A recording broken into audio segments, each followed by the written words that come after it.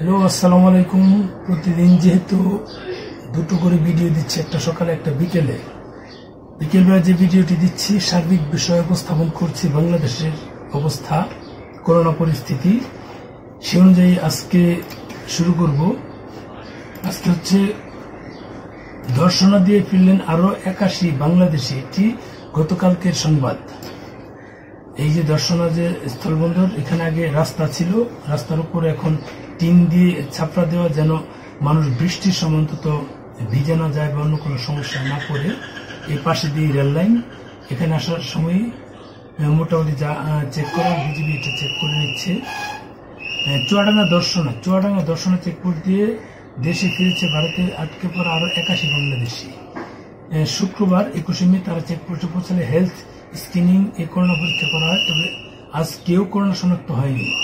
সব প্রক্রিয়া শেষে তাদের নির্ধারিত পরিবহন যুগে চুয়াডাঙ্গা যুব উন্নয়ন অধিদপ্তর, সদর হাসপাতাল ও স্থানীয় 3 আবাসিক হোটেলে নেওয়া হয়েছে।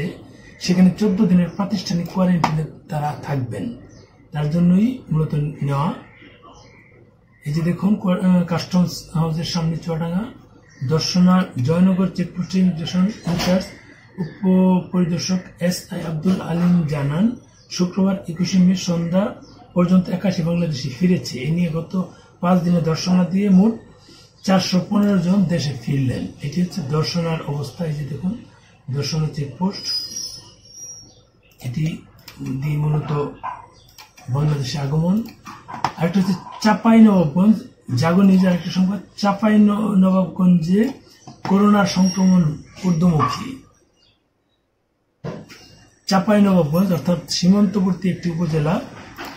এটি হচ্ছে জাগো নিউজের সংবাদ। চাঁপাইনবাবগঞ্জে আশঙ্কাজনক হারে বাড়ছে করোনা সংক্রমণ। সম্প্রতির সময় ভারতীয় ভ্যারিয়েন্ট শনাক্ত হওয়ায় সোনা মসজিদ বন্ধ উন্মুক্ত করে দেওয়ায় আতঙ্ক বিরাজ করছে সীমান্তবর্তী জেলায়। প্রতিদিনই করোনার বিভিন্ন লক্ষণ নিয়ে সরকারি বেসরকারি হাসপাতালগুলোতে ভিড় করছে মানুষ। সব শেষ পাওয়া তথ্য অনুযায়ী জেলায় নতুন আরো 68 জন করোনা ভাইরাসে আক্রান্ত হয়েছেন।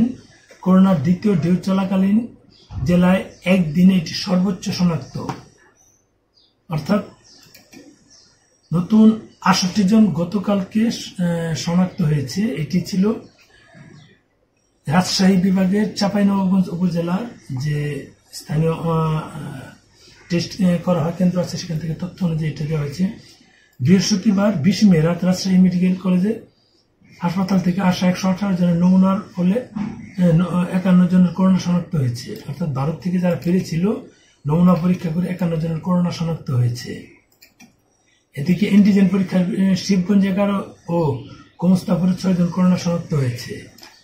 সিভিল সার্জন জাহিদ নজরুল চৌধুরী এসব তথ্য নিশ্চিত করে জানান, নতুন করে শনাক্তদের তথ্য ও অবস্থান যাচাই করা হচ্ছে। এই ছিল চাঁপাইনবাবগঞ্জের সোনা মসজিদের যে স্থলবন্দর, এই এরিয়ার অবস্থা। গতকালকে আমি না ঠিক আমারই দুজন সাবস্ক্রাইবার দুজনে এটা নিয়ে অনেক তর্ক করলো। আমি শুধু দেখলাম, সেখানে হয়তো একজন বলছে যে এটা মিথ্যের সংবাদ, তার চোখে পড়ছে না। আরেকজন হয়তো বলছে না সঠিক, আমি জানি না, পুরোটা পড়িনি তাদের কথোপকথন। তবে যেটা সত্য সেটা হচ্ছে ওই এরিয়াতে সংক্রমণের হার বাড়ছে। এটা যদি স্থানীয় যারা থাকে তারা যদি বুঝতেই পারতো যে আমার চোখের সামনে কাউকে দেখছি না, তাহলে তো তারা নিজেরাই বের হতো না। তারা অনুভব করতো যে না, রোগী বাড়ছে। যেমন আমার আশেপাশে কেউ নাই, তার মানে কি ঢাকায় করোনা রোগী নাই? 1.5 কোটি মানুষের ঢাকায় থাকতেই পারে। এ হচ্ছে বিষয়। একটা হল হিলিতে ভারত ফেরত 58 করোনা নেগেটিভ, অর্থাৎ হিলিতে যারা এসেছে তাদের মধ্যে 58 জন করোনা নেগেটিভ হয়েছেন। এ হলো হিলির অবস্থা। এটি হচ্ছে হিলি স্থলবন্দর দিয়ে গত 3 দিনে ভারত ফেরত 39 বাংলাদেশি দেশে ফিরেছেন। দেশে ফেরার পর তাদের 58 জনের করোনা রিপোর্ট নেগেটিভ এসেছে। বাকি 11 জনের রিপোর্ট এখনো আসেনি, তবে তারা সবাই সুস্থ রয়েছেন। হিলি ইমিগ্রেশন চেকপোস্টের ওসি সেকান্দর আলী জানান, সব ধরনের স্বাস্থ্যবিধি নিশ্চিত করে তারা দেশে ফিরেছেন। ভারতে আরো বাংলাদেশে আটকা রয়েছেন, তারা পর্যায়ক্রমে দেশে ফিরছেন। হাকিমপুর উপজেলা নির্বাহী অফিসার মোহাম্মদ নূরে আলম জানান, ভারত ফেরতদের তাৎক্ষণিক র্যাপিড MTIJEN কিটের মাধ্যমে করোনা টেস্টের পর উপজেলা আবাসিক হোটেল নুরজাহান হোটেল ও হোটেল কেপিলায় 14 দিনের প্যাথেশন কোয়ারেন্টাইনে রাখা হয়েছে। এটি হচ্ছে হিলি দিয়ে যারা এসেছে তাদের বিষয়ে তথ্য। হাকিমপুর উপজেলা স্বাস্থ্য কর্মকর্তা ডক্টর তহিদ আল হাসান জানান, হিলি চেকপোস্ট দিয়ে 2 দিনে আসা 58 জনের করোনা টেস্ট করানো হয়েছে। তাদের মধ্যে কেউ পজিটিভ নেই এবং সকলেই সুস্থ রয়েছেন। আর হাকিমপুর পৌর মেয়র জামিল হোসেন চলন্ত বলেন, হিলি ইমিগ্রেশন দিয়ে দেশে প্রবেশ করা এবং শহর এলাকায় 40 দিন কোয়ারেন্টাইনে রাখা আমরা আতঙ্কের মধ্যে বাস করছি। যেহেতু এদিক দিয়ে ভারতীয় ভেরিয়েন্ট